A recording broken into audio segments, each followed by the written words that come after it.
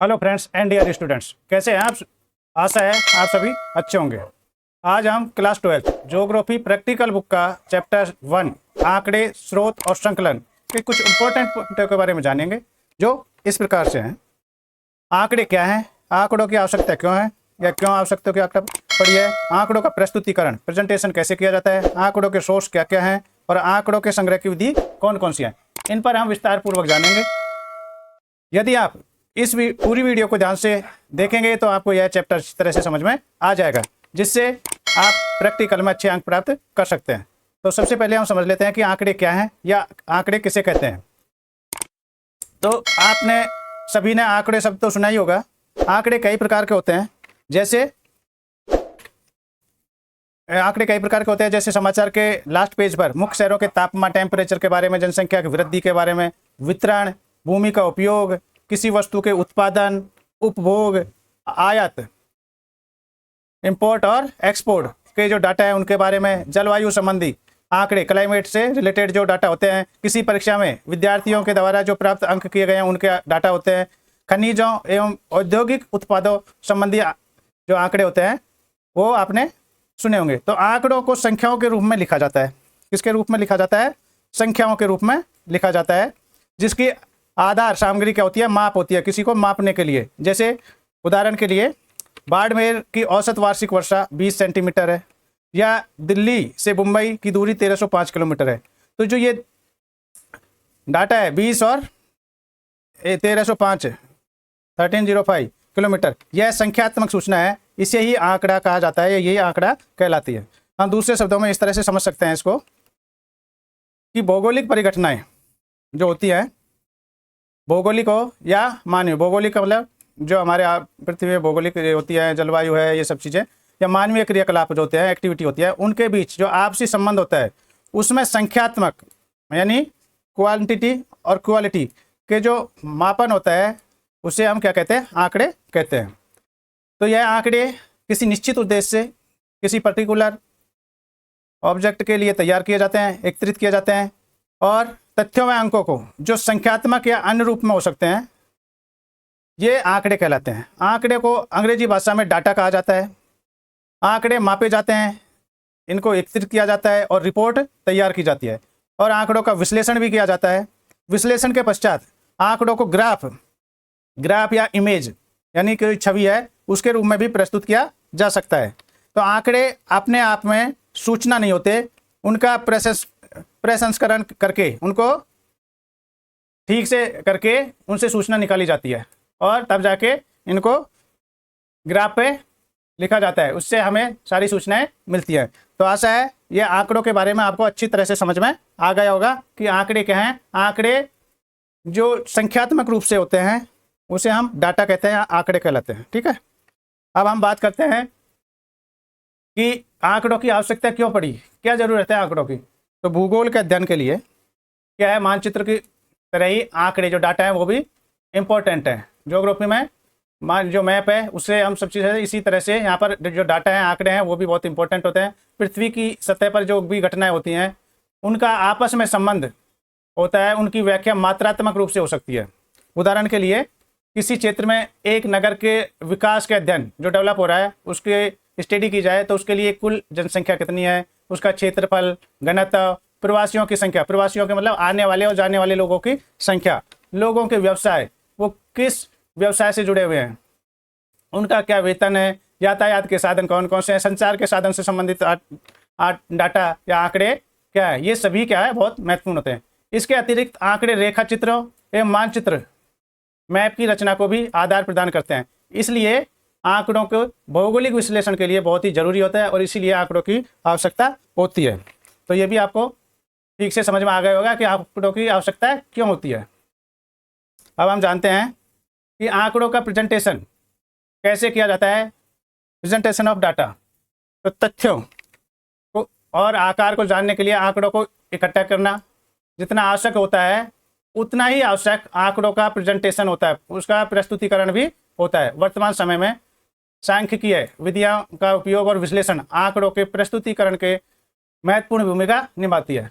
इसलिए विश्लेषणात्मक इनका जो विश्लेषण किया जाता है उसके साधन और टेक्नोलॉजी तकनीकी विषय को अत्यंत तार्किक और परिशुद्ध बनाए रखने के लिए बहुत ही महत्वपूर्ण है क्या, आंकड़ों का प्रेजेंटेशन। तो आंकड़ों को स्पष्ट तथा व्यवस्थित रूप से इस प्रकार से प्रस्तुत करना कि सभी व्यक्ति सरलतापूर्वक इन्हें समझ सकें और उनके उचित परिणाम निकाल सकें, यही आंकड़ों का प्रस्तुतिकरण कहलाता है। मतलब कहने का मतलब है कि इस तरह से उनको प्रेजेंट करना जो सभी व्यक्ति उसे आसानी से समझ सकें और उसका परिणाम निकाल सकें। यह भी आंकड़ों का प्रस्तुतिकरण आपको ठीक से समझ में आ गया होगा, ऐसा मुझे आशा है। अब हम समझते हैं कि आंकड़ों के स्रोत कौन से हैं। तो आंकड़ों के मुख्य रूप से कितने स्रोत हैं? 2 स्रोत हैं। एक है प्राथमिक स्रोत और दूसरा है सेकेंडरी सोर्स, द्वितीयक स्रोत। तो प्राथमिक स्रोत किसे कहते हैं, पहले हम ये जान लेते हैं कि प्राथमिक स्रोत है क्या, या इसे कैसे किसे कहते हैं प्राथमिक स्रोत। तो जो आंकड़े पहली बार व्यक्तिगत रूप से अथवा कोई व्यक्तियों का समूह या कोई ग्रुप होता है या कोई संस्था होती है या कोई संगठन होता है, उसके द्वारा इकट्ठे किए गए, एकत्रित किए गए आंकड़े होते हैं, उन्हें प्राइमरी सोर्स या प्राथमिक स्रोत कहते हैं। अब सेकेंडरी स्रोत मतलब द्वितीयक स्रोत कौन से हैं? तो जो आंकड़े किसी प्रकाशित अथवा अप्रकाशित, जो पब्लिश हुए हैं या अनपब्लिश हैं, उन साधनों के द्वारा एकत्रित किए जाते हैं, तो उन्हें क्या कहा जाता है? आंकड़ों का द्वितीयक स्रोत कहा जाता है। अब इनके बारे में और आगे जानते हैं कि आंकड़ों के संग्रहण की विधि कौन कौन सी है। तो आंकड़ों के संग्रहण की जो विधि है वो अलग अलग है।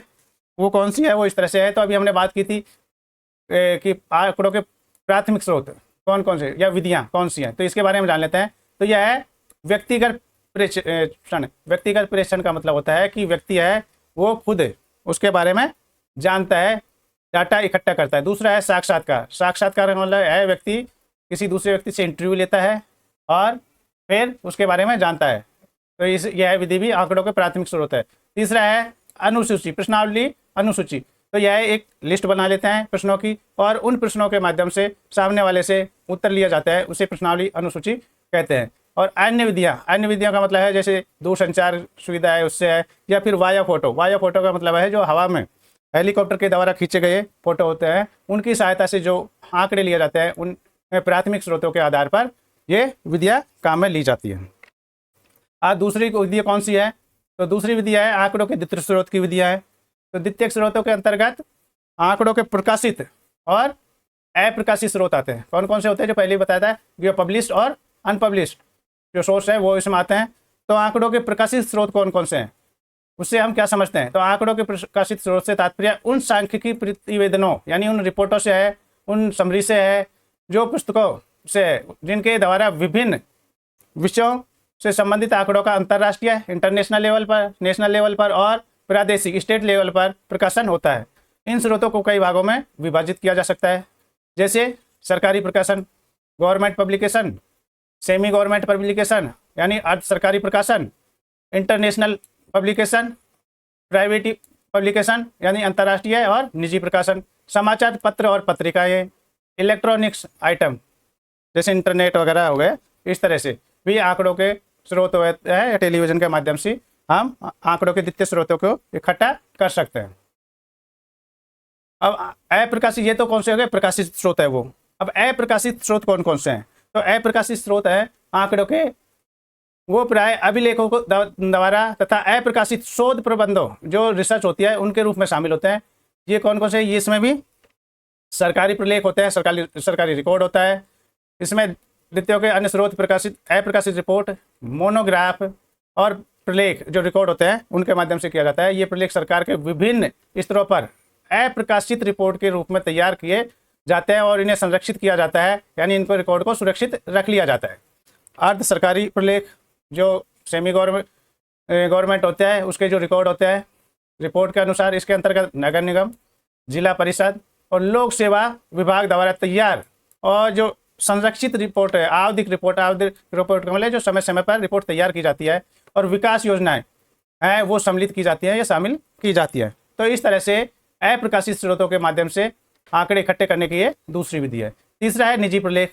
निजी का मतलब है कि प्राइवेट प्रतिवेदन या रिकॉर्ड। इसके अंतर्गत कंपनियां आती हैं, व्यापार संघ आते हैं, संगठन आते हैं, विभिन्न राजनीतिक और अराजनीतिक संगठन आते हैं, निवासी या कल्याण संघ आते हैं।